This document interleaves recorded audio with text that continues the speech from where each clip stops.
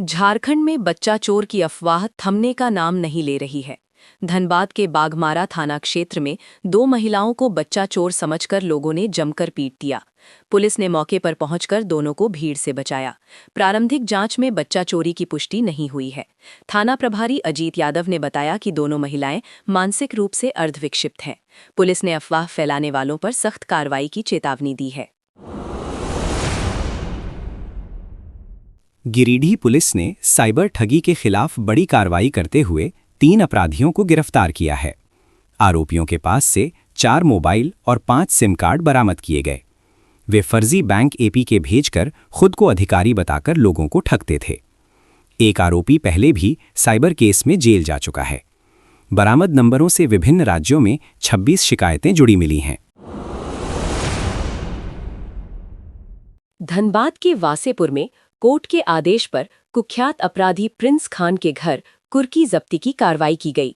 Police ने अधूरी प्रक्रिया को पूरा करते हुए छत पर लगा शेड उखाड़कर जब्त किया। पूरे ऑपरेशन की वीडियोग्राफी कराई गई और भारी पुलिस बल तैनात रहा। अधिकारियों ने कहा कि कोर्ट के निर्देशों का पालन प्राथमिकता है। इलाके में स्थिति सामान्य है। बोकारो रेंज के आईजी सुनील भास्कर ने रामगढ़ में फायरिंग और धमकी मामलों की समीक्षा की। उन्होंने संगठित अपराधियों पर सीसीए, सर्विलांस और रेड कॉर्नर नोटिस जैसी कार्रवाई तेज करने के निर्देश दिए। विदेश से धमकी देने वाले गिरोहों पर भी कार्रवाई की तैयारी है। आईजी ने कहा कि पुलिस का लक्ष्य सिर्फ गिरफ्तारी नहीं बल्कि पूरे नेटवर्क को तोड़ना है। जीरो टॉलरेंस नीति जारी रहेगी। पाकुड़ पुलिस ने प्रोजेक्ट डिवाइस के तहत 19 लोगों को उनके गुम या चोरी हुए मोबाइल लौटाए। एसपी निधि द्विवेदी ने मोबाइल सौंपते हुए सतर्क रहने की अपील की। विभिन्न थाना क्षेत्रों से बरामद मोबाइल ट्रेस कर वापस किए गए हैं। पुलिस ने कहा कि बाकी लंबित मामलों में भी जल्द कार्रवाई होगी। मेदिनीनगर में हुए दोहरे हत्याकांड का मुख्य आरोपी गोलू पासवान कोर्ट में सरेंडर के बाद रिमांड पर लिया गया। पूछताछ में पता चला कि ये वारदात पुराने हत्याकांड से जुड़ी रंजिश का परिणाम थी। आरोपी ने कई दिनों से टारगेट कर रखा था। पुलिस ने मामले में कई अहम जानकारियां जुटाई हैं। जांच जारी है। जैक बोर्ड परीक्षा के दौरान छात्रों को जाम से बचाने के लिए रांची ट्रैफिक पुलिस ने विशेष व्यवस्था की है। ट्रैफिक ड्यूटी अब सुबह 8 बजे से शुरू की गई है। ट्रैफिक एसपी राकेश सिंह खुद मॉनिटरिंग कर रहे हैं। परीक्षा केंद्रों के बाहर अतिरिक्त पुलिस बल तैनात किया गया है। अभिभावकों से समय पर पहुंचने और अवैध पार्किंग से बचने की अपील की गई है। दुमका में सड़क निर्माण कंपनी से रंगदारी मांगने के आरोप में 3 अपराधियों को गिरफ्तार किया गया है। उनके पास से पिस्टल, कारतूस और चाकू बरामद हुआ। गुप्त सूचना पर पुलिस ने पहाड़ी इलाके में दबिश दी। 2 आरोपी फरार हैं, जिनकी तलाश जारी है। सभी गिरफ्तार आरोपियों को जेल भेज दिया गया है। सिमडेगा कॉलेज की पहाड़ी पर अचानक आग लगने से अफरा तफरी मच गई। आग तेजी से फैलकर कॉलेज भवन और आसपास के आबादी क्षेत्र की ओर बढ़ने लगी। स्थानीय लोगों ने असामाजिक तत्वों द्वारा आग लगाने की आशंका जताई है। समय रहते आग पर काबू पाना जरूरी है, वरना बड़ा नुकसान हो सकता है। हजारीबाग पुलिस ने विशेष अभियान में 14 आरोपियों को गिरफ्तार किया है। कटकमदाग, लोहर सिंघना और इचाक क्षेत्रों से ब्राउन शुगर, गांजा, नकद और वाहन बरामद हुए हैं। करीब 111 ग्राम से अधिक ब्राउन शुगर जब्त की गई है। पुलिस का कहना है कि नशा नेटवर्क के खिलाफ अभियान जारी रहेगा। राजधानी रांची के डोरंडा थाना क्षेत्र में तेज रफ्तार मर्सिडीज कार चालक पर एक युवक को टक्कर मारने, दोबारा जानबूझकर धक्का देने और बोनट पर घसीटने का गंभीर आरोप लगा है। युवक अपने भाई को परीक्षा केंद्र छोड़कर लौट रहा था, तभी विवाद हुआ। पीड़ित का कहना है कि विरोध करने पर उसे घसीटते हुए ले जाया गया और बाद में मारपीट की गई। आरोपी पेशे से हाईकोर्ट के अधिवक्ता बताए जा रहे हैं। पुलिस मामले की जांच में जुटी है और सीसीटीवी फुटेज खंगाले जा रहे हैं। पूर्व रेलवे के मालदा मंडल अंतर्गत बढ़हरवा स्टेशन पर विशेष टिकट जांच अभियान चलाया गया। इस दौरान 134 यात्री बिना टिकट यात्रा करते पकड़े गए, जिनसे 76,000 से अधिक जुर्माना वसूला गया। साथ ही कैंप कोर्ट लगाकर 123 लोगों को पेश किया गया और अलग से 30,000 से ज्यादा वसूली हुई। ट्रैक पार करने, अवैध वेंडरिंग और धूम्रपान करने वालों पर भी कार्रवाई हुई। अधिकारियों ने कहा कि ऐसे अभियान आगे भी जारी रहेंगे। गिरिडीह में सड़क सुरक्षा को लेकर डीटीओ संतोष कुमार खुद जांच अभियान में उतरे।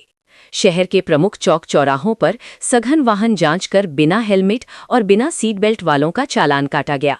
खास बात ये रही कि वीआईपी और प्रभावशाली लोगों को भी नहीं छोड़ा गया। डीटीओ ने कहा कि बढ़ती सड़क दुर्घटनाओं को देखते हुए ये कार्रवाई जरूरी है। प्रशासन ने संकेत दिया है कि आगे भी अचानक जांच जारी रहेगी। जामताड़ा के ताराबहाल गांव में दिन दहाड़े चोरी की वारदात ने इलाके में सनसनी फैला दी। बेटी की शादी के लिए कर्ज लेकर रखे 2.5 लाख रुपए नकद और करीब 1.6 लाख के जेवर चोर उड़ा ले गए। परिवार कार्यक्रम में बाहर था, तभी सूने घर का ताला तोड़कर वारदात की गई। 2 महीने पहले भी इसी परिवार की दुकान में चोरी हुई थी। ग्रामीणों ने पुलिस गश्त बढ़ाने की मांग की है। बोकारो की सुरक्षित मानी जाने वाली LIC कॉलोनी में दिन दहाड़े बड़ी चोरी हुई। मकान नंबर E2 से 32 लाख रुपए के जेवर और 60,000 नकद चोरी हो गए। परिवार बाहर गया था, तभी चोरों ने ताला तोड़कर वारदात की। कॉलोनी में 4 गार्ड होने के बावजूद चोरी से सुरक्षा व्यवस्था पर सवाल उठे हैं। पुलिस फिंगरप्रिंट और CCTV के जरिए जांच कर रही है।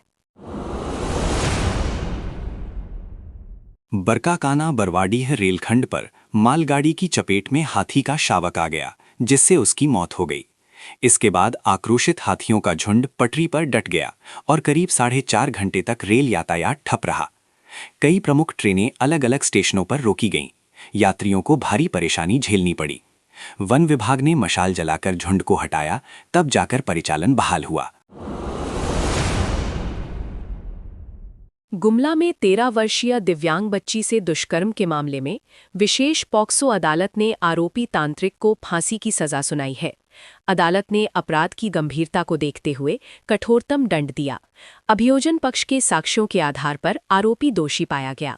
फैसले को बाल सुरक्षा कानून के तहत कड़ा संदेश माना जा रहा है। कोर्ट ने कहा कि ऐसे अपराध समाज को झकझोर देते हैं। साहिबगंज नगर परिषद क्षेत्र में सॉलिड वेस्ट मैनेजमेंट बड़ा चुनावी मुद्दा बन गया है। घोघी बस्ती के पास रोज करीब 32 टन कचरा खुले में फेंका जा रहा है। दुर्गंध और गंदगी से स्थानीय लोग परेशान हैं और स्वास्थ्य पर असर पड़ रहा है। मशीनें पहुंच चुकी हैं, लेकिन NOC के अभाव में प्लांट शुरू नहीं हो पाया। अब देखना होगा कि नई नगर सरकार इस समस्या का समाधान कब करती है। खूंटी नगर पंचायत चुनाव भले गैर दलीय हो, लेकिन सियासी रंग पूरी तरह चढ़ चुका है। भाजपा, कांग्रेस और झामुमो समर्थित उम्मीदवार आमने सामने हैं। अध्यक्ष पद पर त्रिकोणीय मुकाबला माना जा रहा है। बाबूलाल मरांडी और अर्जुन मुंडा जैसे बड़े नेता प्रचार में जुटे हैं। इस चुनाव को राजनैतिक प्रतिष्ठा की लड़ाई माना जा रहा है। झारखंड राज्य निर्वाचन आयोग ने निकाय चुनाव को लेकर सख्त निर्देश जारी किए हैं। बूथ कैप्चरिंग या अनैतिक गतिविधि में शामिल सरकारी कर्मियों को 3 से 5 साल तक की सजा हो सकती है।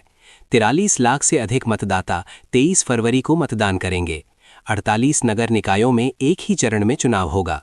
आयोग ने निष्पक्ष और पारदर्शी मतदान सुनिश्चित करने का दावा किया है।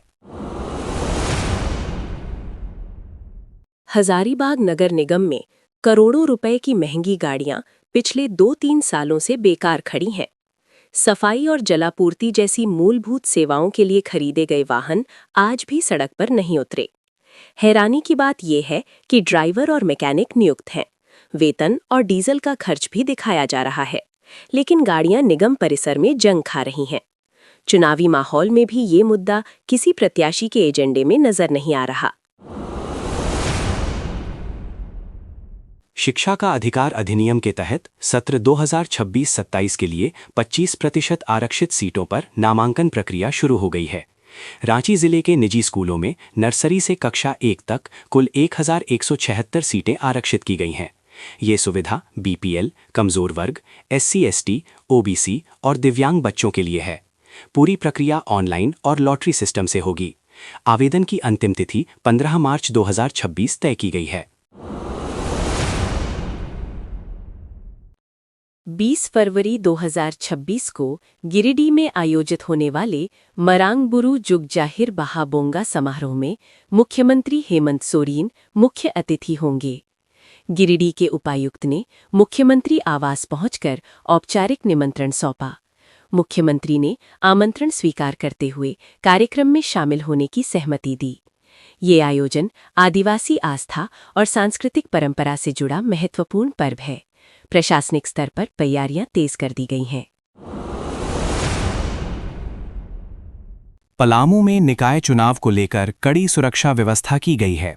35 से अधिक क्विक रिस्पांस टीमों का गठन किया गया है, जो बाइक और टीयर गैस के साथ तैनात रहेंगी। जिले में 246 मतदान केंद्र बनाए गए हैं, जिनमें 141 संवेदनशील और 40 अति संवेदनशील हैं। 1410 लोगों का सत्यापन किया गया है और कई पर 126 की कार्रवाई चल रही है। पुलिस ने साफ कहा है कि असामाजिक तत्वों पर सख्त नजर रखी जाएगी।